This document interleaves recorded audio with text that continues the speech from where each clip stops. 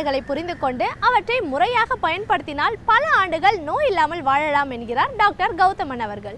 நிகழ்ச்சியில் அடுத்த பகுதியாக வரவிருப்பது பல்லாண்டு வாழ்ந்திட. அன்பான கலைஞர் தொலைக்காட்சி நேயர்களுக்கு என்னுடைய இனிமையான காலை வணக்கங்கள். இன்றைக்கி நம்ம பார்க்கக்கூடிய தாவரத்துடைய பெயர் சென் நொச்சி அப்படின்னு சொல்லக்கூடிய நொச்சி வகையைச் சேர்ந்த ஒரு வகையான தாவரம். இந்த சென் நொச்சியை பொறுத்தவரையிலும் பார்ப்பதற்கு பச்சை கலந்த சிவப்பு நிறமான இலைகளை கொண்டிருக்கக்கூடிய ஒரு தாவரம். பொதுவாக இன்றைக்கு வலி சம்பந்தப்பட்ட தொந்தரவுகளுக்கு இயற்கை கொடுத்திருக்கின்ற மிகச்சிறந்த அருமருந்து அப்படின்னே சொல்லலாம். இந்த சென் நொச்சியை பொறுத்தவரையிலும் நம்மளுடைய வயல் வரப்புகளிலும் ஏரிக்கரைகளிலும் அதிகமாக நம்ம பார்க்கலாம். இந்த செந்நொச்சியுடைய இலைகள் நம்ம மருந்துக்கு அதிகமாக பயன்படுத்தக்கூடியவைன்னு சொல்லலாம். இந்த செந்நொச்சி இலைகளை பூச்சிக்கொல்லியாக பயன்படுத்துகின்ற வழக்கம் நிறைய நம்ம பாரம்பரிய மருத்துவத்திலே உண்டு. பொதுவாக முந்திரி மரங்களிலும் அதே போல் மாமரங்களிலும் வண்டுகள் ஏற்படும் போது என்ன பண்ணுவாங்கன்னா, ஒரு குப்பைகளை எல்லாம் ஒரு இடத்தில் சேர்த்து வைத்து விட்டு இந்த செந்நொச்சி இலைகளை அதில் கலந்து அதை புகையிடுவார்கள். அந்த புகையீடு ஏற்படும் போது பார்த்திங்கன்னா அந்த புகையிலேயே அந்த பூக்களை அழிக்கின்ற அல்லது அந்த சின்ன காய்களை பாதிக்கக்கூடிய எந்த வகையான பூச்சிகளாக இருந்தாலும் அவையெல்லாம் மரத்திலிருந்து உடனே உதிர்ந்து விழுவதை நம்ம பார்க்கலாம். அதே போல் அதிகமாக கொசுக்கள் ஏற்படும் போதும் அதிகமாக வண்டுகள் இருக்கக்கூடிய பூமிகள்லாம் பார்த்திங்கன்னா இந்த இலைகளை புகையிடுகின்ற ஒரு வழக்கம் அப்படிங்கிறது பொதுவாகவே இருக்கின்ற வழக்கம் அப்படின்னு சொல்லலாம். இந்த செந்நொச்சியை பொறுத்தவரையிலும் அதோட இலைகளை எடுத்து அதில் இருக்கக்கூடிய காம்புகளை நீக்கி சிறு சிறு துண்டுகளாக நறுக்கிவிட்டு அதன் பிறகு அந்த இலைகளை ஒரு மூட்டை போல கட்டிக்கொள்ள வேண்டும். அல்லது அந்த இலைகளை நறுக்கி எடுத்து சிறிதளவு வாணலியில் நல்லெண்ணெய் விட்டு வதக்கி விட்டு அதை ஒரு மூட்டையாக கட்டிக்கொள்ள வேண்டும்.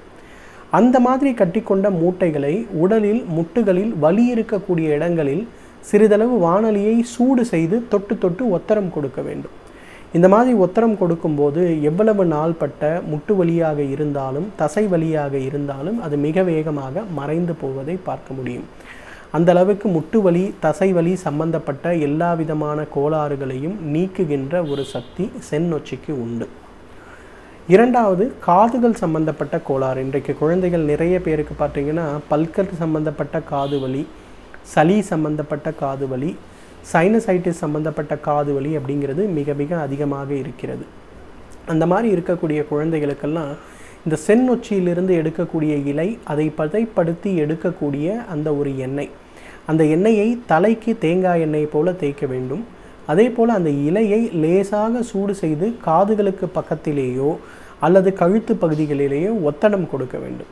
இதை செய்தாலே அந்த இடத்தில் இருக்கக்கூடிய அழற்சி, அதாவது இன்ஃபெக்ஷன் சம்பந்தப்பட்ட காரணிகள் வேகமாக குறைவதோடு மட்டுமல்லாமல் அந்த இடத்தில் இருக்கக்கூடிய வலிகள் மிக மிக வேகமாக மறைந்து போகிறத நம்ம பார்க்கலாம்.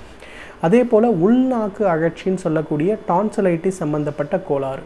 இந்த டான்சிலைட்டிஸ் சம்பந்தப்பட்ட கோளாறுகள் ஏற்படும் போது செந்நொச்சியுடைய இலைகளை தண்ணீரில் இட்டு காய்ச்சி அதை வைத்து அந்த குழந்தைகளை வாய் கொப்பளிக்க செய்ய வேண்டும். அந்த மாதிரி செய்யும்போது பார்த்திங்கன்னா இதில் இருக்கக்கூடிய மூலக்கூறுகள் ரொம்ப அழகாக அந்த அழற்சியில் செயல்பட்டு மிக மிக வேகமாக அந்த அழற்சியை ஒரே நாளில் மறைத்து விடுவதை நம்ம பார்க்கலாம்.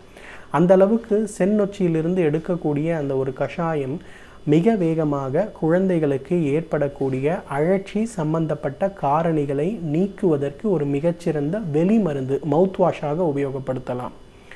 சயாட்டிக்கான்னு சொல்லுகின்ற ஒரு தொந்தரவு, அதாவது முதுகுத்தண்டு சம்பந்தப்பட்ட ஒரு தொந்தரவுன்னு சொல்லலாம். முதுகுத்தண்டிலிருந்து வெளிவரக்கூடிய ஒரு நரம்புக்கு சயாட்டிக் நரம்பு அப்படின்னு பேர். உடலிலேயே மிக அதிகமான தூரம் பிரயாணிக்கக்கூடிய ஒரு நரம்புன்னு கூட இதற்கு பேர். அந்த அளவுக்கு இருக்கக்கூடிய அந்த நரம்பு நிறைய நேரங்களில் பார்த்திங்கன்னா முதுகுத்தண்டு அழற்சியின் காரணமாகவோ அல்லது இடுப்புகளில் ஏற்படுகின்ற அதிகமான அழுத்தம் காரணமாகவோ என்ன ஆகிறதுனா அந்த நரம்பு போகக்கூடிய பாதை முழுவதும் கடுமையான வலியை உண்டாக்குகிறது. இடுப்பு பகுதியில் வலி, பிட்டப்பகுதியில் வலி, காலை சிறிது கூட நகர்த்தி வைக்க முடியாத அளவுக்கு வலி ஏற்படும்.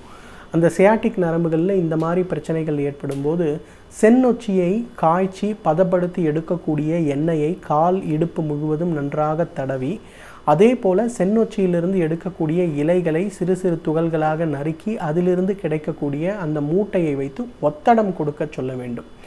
இதை செய்யும்போது எவ்வளவு நாள்பட்ட சியாட்டிக் நோயாக இருந்தாலும் தொடை பகுதியிலிருந்து வெளிவருகின்ற நரம்புகளில் ஏற்படுகின்ற வலி சம்பந்தப்பட்ட காரணிகளாக இருந்தாலும் மிக மிக வேகமாக அது மறைந்து போகிறத பார்க்கலாம். அந்த அளவுக்கு சியாட்டிக் நரம்பு சம்பந்தப்பட்ட தொந்தரவுகளை, சியாட்டிக் நரம்பு சம்பந்தப்பட்ட அழுத்தங்களை நீக்கக்கூடிய சக்தி செந்நொச்சிக்கு உண்டு. அதே போல் செந்நொச்சியை பாலில் இட்டு நன்றாக காய்ச்சி அந்த வடிகட்டிய பாலை காலை ஒரு முறை உணவுக்கு முன்பு, இரவு ஒரு முறை உணவுக்கு முன்பு அப்படிங்கிற மாதிரி தொடர்ந்து சாப்பிடும்போது கழுத்து தேய்மானம் மற்றும் இடுப்பு தேய்மானம் சம்பந்தப்பட்ட நோய்கள் குறைவதை நம்ம உணர முடியும். பொதுவாக சர்விக்கல் ஸ்பாண்டிலோசிஸ் சம்பந்தப்பட்ட பிரச்சனைகளுக்கும் அதே போல் லம்பார் ஸ்பாண்டிலோசிஸ் சம்பந்தப்பட்ட பிரச்சனைகளுக்கும் செந்நொச்சி இலைகள் ஒரு 10 இலைகளை எடுத்து காம்புகள் எல்லாம் நீக்கி 100 மில்லி பால் 200 மில்லி தண்ணீரில் இட்டு நன்றாக கொதிக்க வைத்து அதை ஒரு 50 மில்லி அளவுக்கு, அதாவது பாலுடைய பாதி அளவுக்கு குறைத்து அந்த நன்றாக காய்ச்சி இருக்கப்பட்ட அந்த பாலை காலை ஒரு வேளை மட்டும் உணவுக்கு முன்பு குடிக்க வேண்டும்.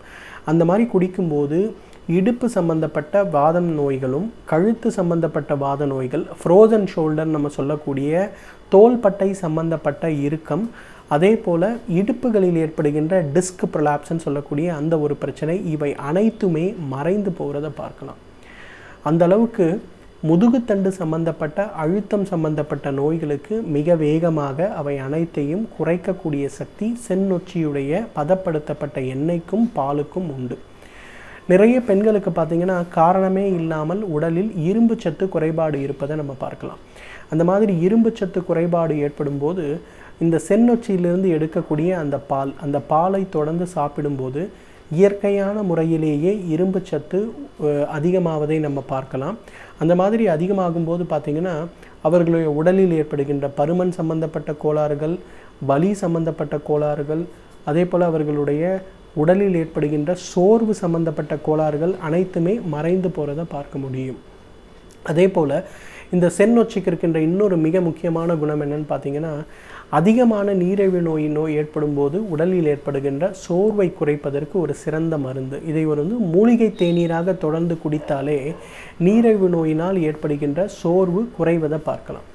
எனவே நேயர்களே, செந்நொச்சியை பொறுத்தவரையிலும் வலி சம்பந்தப்பட்ட நோய்களுக்காக, சோர்வு சம்பந்தப்பட்ட நோய்களுக்காக இயற்கை கொடுத்திருக்கின்ற மிகச்சிறந்த அருமருந்து. இதை தகுந்த மருத்துவ ஆலோசனையின் பேரில் சரியான முறைப்படி உபயோகப்படுத்தினோம்னா நம்மாலும் பல்லாண்டு காலம் ஆரோக்கியமாக வாழ்ந்திட முடியும்.